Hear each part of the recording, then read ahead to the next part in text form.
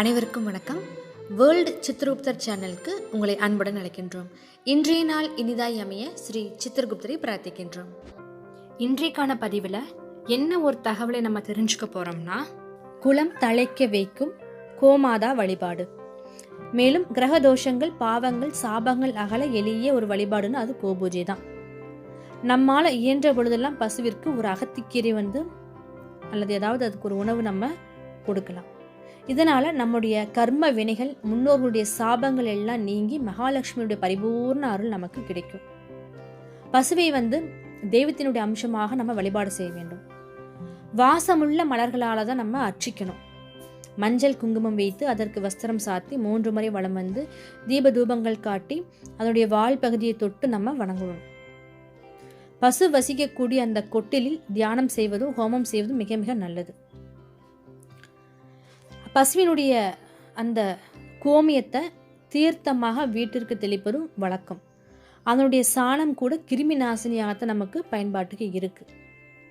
இப்போ வீட்டில் நம்ம ஒரு கிரக பிரவேசம் நம்ம வைக்கும் பொழுது கோபூஜை செய்து பசுவும் கன்றும் வீட்டிற்குள் நுழைந்த பிறகே தான் நம்ம என்ன பண்ணுவோம், வீட்டுக்குள்ள குடியேறுவோம். இவ்வாறு செய்வதால சகல தோஷங்களும் விலகி சகல சம்பத்தும் கிடைக்க அது வழிகாட்டும் என்பது நம்பிக்கை. மணி விழா, நூற்றாண்டு விழா போன்றவை கொண்டாடும் போது கூட முதலில் கோபூஜை செய்து பிறகு கஜபூஜை செய்த பிறகுதான் மற்ற ஹோமங்களை தொடங்குவாங்க. அமாவாசை என்று பார்த்தீங்கன்னா பருத்துக்கொட்டை பாலில் வெள்ளமை கலந்து அதை பசுவுக்கு கொடுப்பது மிக மிக ஒரு புண்ணியம்.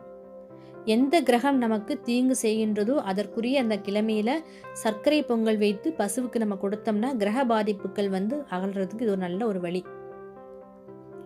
நீண்ட நாட்களாக புத்திர பாக்கியத்தை எதிர்பார்த்துக்கிட்டு காத்துட்டு இருக்கவங்க வாழைப்பழத்தை கீறி அதன் மேல கொஞ்சம் வெள்ளத்தை போட்டு நம்ம பசுவுக்கு அதை கொடுக்கும்போது பிதுர் தோஷம், சாப பாவ தோஷங்கள் எல்லாமே விலகி நம்மளுடைய குலம் தழைக்கும். கொஞ்சி மகிழும் குழந்தை உங்களுடைய இல்லத்தில் தவழ வேண்டுமானால் தவறாமல் கோபூஜை வழிபாட்டை மேற்கொள்வதோடு பசுவிற்கு என்ற அளவு உணவோ பழமோ நம்ம கொடுத்து வரணும். மேலும் பாதியில இந்த கட்டட பணிகள் செஞ்சுட்டு இருப்பாங்க. அது பாதியில நின்றாலோ இல்ல கட்டிடம் கட்டுவதில் ஏதாவது தடைகள் ஏற்பட்டாலோ அந்த இடத்துல கோமியத்தை தெளித்து பசுவையும் அந்த இடத்தை சுற்றி வர செய்தால் இல்லம் கட்டுவதில் இருந்த தடைகள் எல்லாமே அகலும். இதை அனுபவத்தில் தான் உணர முடியுமே தவிர நம்ம அதை ரிசர்ச் பண்ண முடியாது. இது அனுபவ ரீதியான உண்மை.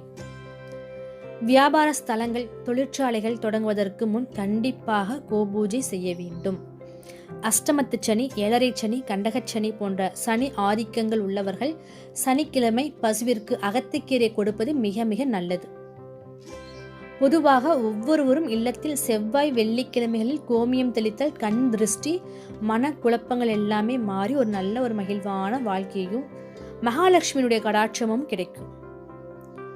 பசுவோட அந்த கன்றையும் நம்ம சேர்த்து வழிபாடு செய்யணும். அப்பதான் ஒரு முழுமையான நல்ல பலன் நமக்கு கிடைக்கும்.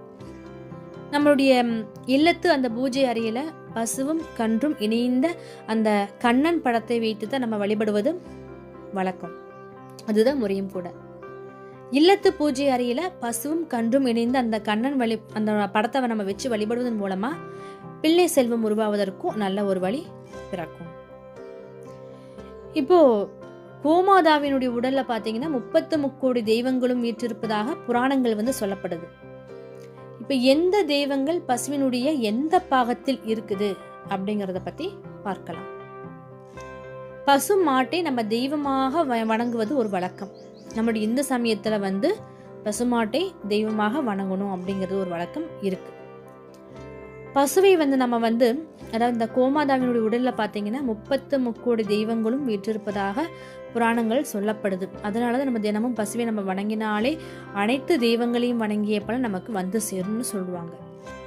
இப்ப எந்த தெய்வங்கள் பசுவினுடைய எந்த பாகத்துல இருக்கு அப்படிங்கறத பத்தி பார்ப்போம்.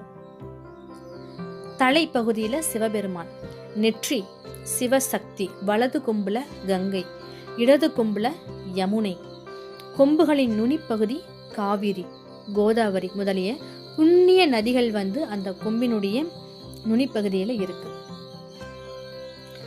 அதுபோக அந்த கொம்பினுடைய அடிப்பகுதியில பாத்தீங்கன்னா திருமால், மூக்கின் நுனி முருகன், மூக்கின் உள்ளே வித்யாதரர்கள், இரு காதுகளின் நடுவில் அஸ்வினி தேவர், இரு கண்கள் சூரியன் சந்திரன். வாய் பகுதி பார்த்தீங்கன்னா சர்ப அசுரர்கள், அதனுடைய பற்கள்ல வாயு தேவர் இருக்காரு.